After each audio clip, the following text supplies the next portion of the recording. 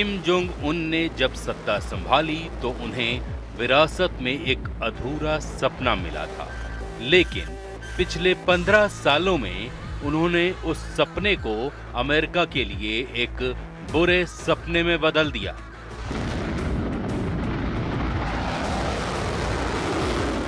Kim Jong Un के राज में उत्तर Korea का न्यूक्लियर प्रोग्राम रॉकेट की रफ्तार से आगे बढ़ा है। 2006 से 2017 के बीच उत्तर कोरिया ने कुल 6 परमाणु परीक्षण किए। इनमें से सबसे खतरनाक था सितंबर 2017 का छठा टेस्ट।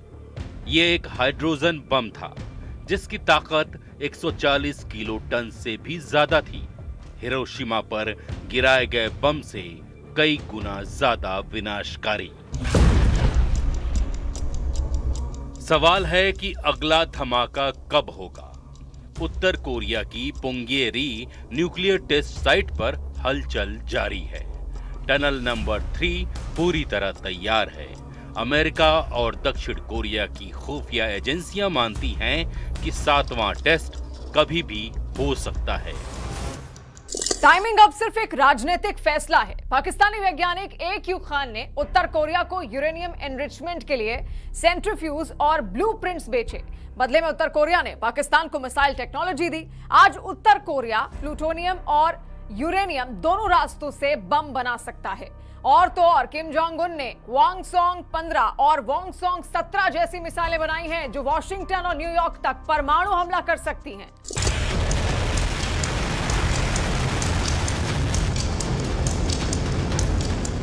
अभी सारे फैसले किम जोंग उन अकेले लेते हैं। इसे ऑटोमेटिसिटी कहते हैं। लेकिन अगर उनकी मौत हो गई और वारिस नाबालिग हुई तो क्या होगा?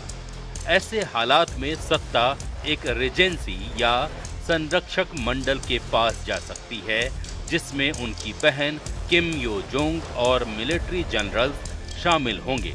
लेकिन जो भी गद्दी पर बैठेगा उसे ये न्यूक्लियर बटन विरासत में मिलेगा और एक डरा हुआ अनुभवहीन नया लीडर एक सधे हुए सख्त शासक से ज्यादा खतरनाक हो सकता है।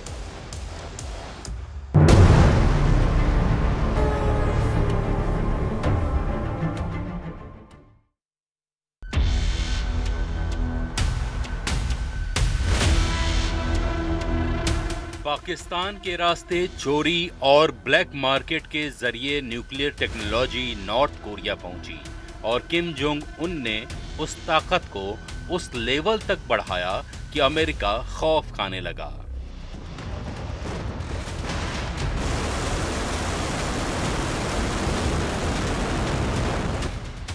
और तो और किम जोंग उन ने 2022 में एक नया कानून पास किया जिसने उत्तर कोरिया को एक इर्रिवर्सिबल न्यूक्लियर स्टेट घोषित कर दिया। उनकी पॉलिसी साफ है, फर्स्ट यूज। अगर उन्हें लगता है कि उन पर हमला होने वाला है तो वो पहले परमाणु हमला कर दें। 90 के दशक में किम जोंग उन स्विट्जरलैंड के एक स्कूल में पाक उन नाम से पढ़ने वाला एक शर्मीला सा लड़का था। उसे शिकागो बुल्स और बास्केटबॉल का जुनून था। उसे वीडियो गेम्स पसंद थे। किसी ने सोचा भी नहीं था कि लड़का एक दिन अमेरिका जैसी महाशक्ति को अपनी उंगलियों पर नचाने लगेगा। किम जोंग उन को तैयार करने के लिए बहुत कम वक्त मिला। 2008 में उनके पिता किम जोंग इल को स्ट्रोक आया और तभी से ग्रूमिंग शुरू हुई। किम जोंग इल ने अपने सबसे छोटे बेटे को चुना क्योंकि उन्हें लगा कि बड़े बेटे बहुत कमजोर हैं। किम जोंग उन में उन्हें अपनी झलक दिखी। दिसंबर 2011 पिता की मौत होती है। 27 साल के किम जोंग उन सत्ता में आते हैं। दुनिया को लगा ये अनुभवहीन लड़का टिक नहीं पाएगा, लेकिन किम जोंग उन ने सबको गलत साबित कर दिया। उनने सत्ता पर अपनी पकड़ बनाने के लिए डर का इस्तेमाल किया। उनने अपनी ही मेंटर और फूफा जोंग सोंग थाएक को देशद्रोही करार देकर मौत की सजा दी। संदेश साफ था, मेरे रास्ते में जो भी आएगा, चाहे वो परिवार ही क्यों ना हो, उसे बख्शा नहीं जाएगा। दरअसल वो किम जो एक छोटा बच्चा था, उसे अमेरिका से लड़ना था। ये अस्तित्व की लड़ाई है और इराक के सद्दाम हुसैन और लीबिया के गद्दाफी का हश्र किम जोंग उन ने देखा है। उन्होंने देखा कि जिन तानाशाहों ने अपने हथियार छोड़ दिए, अमेरिका ने उन्हें तबाह कर दिया। इसीलिए वो अपनी जनता को भूखा रख कर भी मिसाइल बनाते हैं। उनके लिए न्यूक्लियर बम सत्ता में बने रहने की गारंटी है।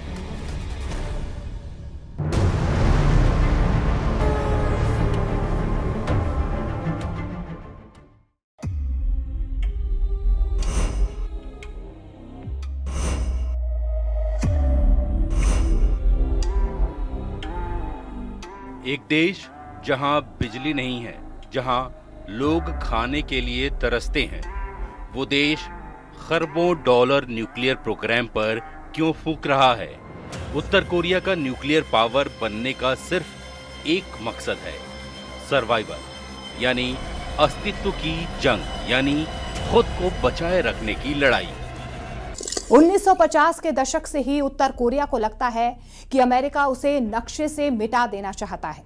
शीत युद्ध यानी कि कोल्ड वॉर के बाद जब सोवियत यूनियन टूटा तो उत्तर कोरिया अकेला पड़ गया। उसके पास ना पैसा था ना दोस्त। ऐसे में किम परिवार ने सोंगुन यानी कि मिलिट्री फर्स्ट की नीति अपनाई। जब नॉर्थ कोरिया के पास कोई दोस्त नहीं था, तब जापान में मौजूद अमेरिका ने साउथ कोरिया की ओर हाथ बढ़ाया और नॉर्थ कोरिया सोवियत संघ की ओर देखने लगा। अपने देश के दरवाजे दुनिया के लिए बंद कर दिए, तस्करी का रास्ता अपनाया, तकनीक की ब्लैक मार्केटिंग से मिलिट्री पावर बढ़ाई और फिर पाकिस्तान के साथ एक खतरनाक सौदा किया। मिसाइल टेक्नोलॉजी बेची और बदले में AQ खान से न्यूक्लियर बम बनाने की तकनीक खरीद ली। सिर्फ परमाणु बम काफी नहीं था। किम जोंग उन को एक ऐसा हथियार चाहिए था जो अमेरिका के दिल तक पहुंच सके। इसलिए उन्होंने ICBM यानी इंटरकॉन्टिनेंटल बैलिस्टिक मिसाइलें बनाई।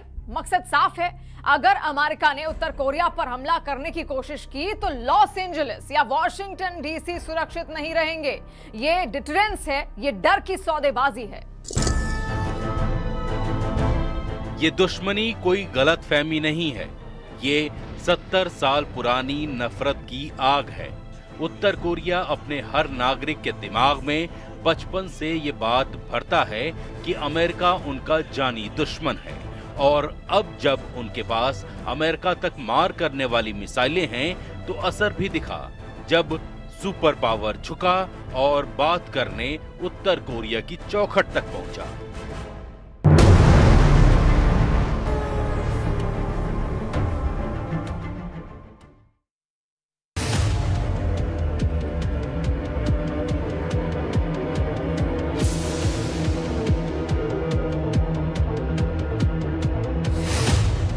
किम जोंग उन ने सिर्फ परमाणु बम बनाकर दुश्मनों को सावधान रहने के लिए ताकीद ही नहीं की, बल्कि उन्होंने अपनी नीतियों को बदला और 2018 में तो एक ऐसा दांव खेला जिसने पूरी दुनिया को चकरा दिया।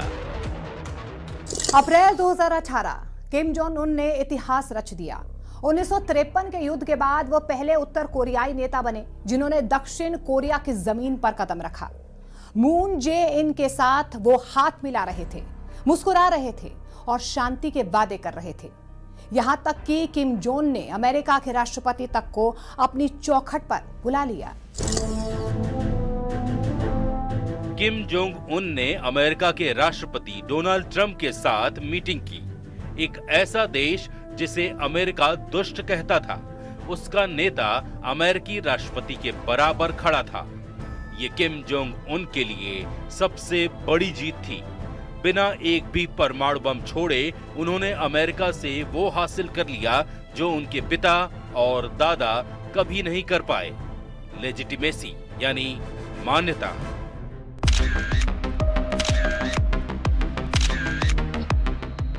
और वो समय भी आया जब अमेरिकी राष्ट्रपति खुद किम से मिलने साउथ कोरिया और नॉर्थ कोरिया के बॉर्डर तक पहुंचे।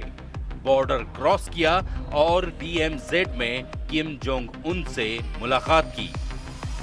उन्होंने ट्रंप को लव लेटर्स लिखे, हनोई में मिले, DMZ पर मिले, लेकिन बंद दरवाजों के पीछे सच्चाई कुछ और थी। अमेरिका चाहता था कि किम अपने परमाणु हथियार सौंप दे, लेकिन किम का प्लान साफ था, बातें करो लेकिन ताकत बढ़ाने से समझौता नहीं। अमेरिका में सत्ता बदली और किम ने समझ लिया कि अमेरिका पर भरोसा करना बेवकूफी है। उन्हें अपने पुराने दोस्तों की याद आई, रूस और चीन। यूक्रेन युद्ध ने किम को एक नया मौका दिया। उन्होंने व्लादिमीर पुतिन के साथ एक क्वासी अलायंस यानी अघोषित गठबंधन बना लिया। आज उत्तर कोरिया रूस को तोप के गोले और मिसाइलें भेज रहा है और बदले में रूस उन्हें वो स्पेस टेक्नोलॉजी दे रहा है जिससे वो अमेरिका पर नजर रख सकें। चीन उनकी लाइफलाइन है।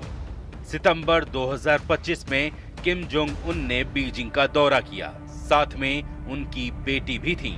ये किम जू ये की संभवतः पहली विदेशी यात्रा थी। प्योंगयांग, बीजिंग और मॉस्को ये एक नई धुरी है। किम जोंग उन ने बेटी के साथ यात्रा करके बताया कि नॉर्थ कोरिया के असली दोस्त कौन हैं।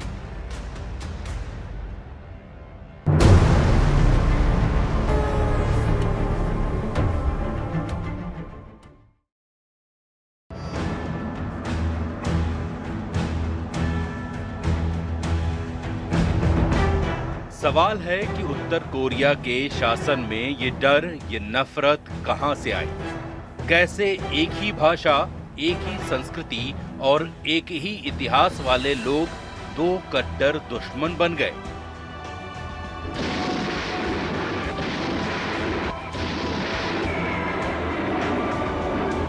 कहानी 1945 की है। दूसरा विश्व युद्ध खत्म हुआ था। जापान ने सरेंडर किया, जिसने 35 साल तक कोरिया पर क्रूर शासन किया था। कोरिया को आजादी तो मिली, लेकिन ये आजादी एक अभिशाप बन गई। दो महाशक्तियों अमेरिका और सोवियत यूनियन ने एक बंद कमरे में बैठकर कोरिया के टुकड़े कर दिए। बिना किसी कोरियाई से पूछे उन्होंने नक्शे पर एक लकीर खींच दी, 38th पैरेलल।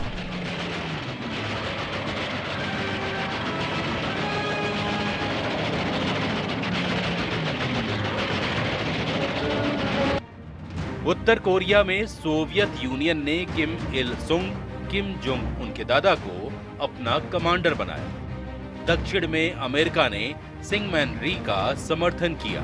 एक देश, दो सरकारें।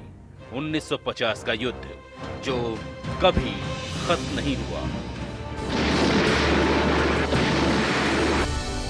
25 जून 1950 किम इल सुंग ने स्टालिन और माओ की शह पर दक्षिण कोरिया पर हमला कर दिया। 3 साल तक भयानक युद्ध चला। लाखों लोग मारे गए, पूरा देश खंडहर बन गया। 1953 में लड़ाई रुकी, लेकिन शांति समझौता कभी नहीं हुआ। सिर्फ एक युद्ध विराम हुआ।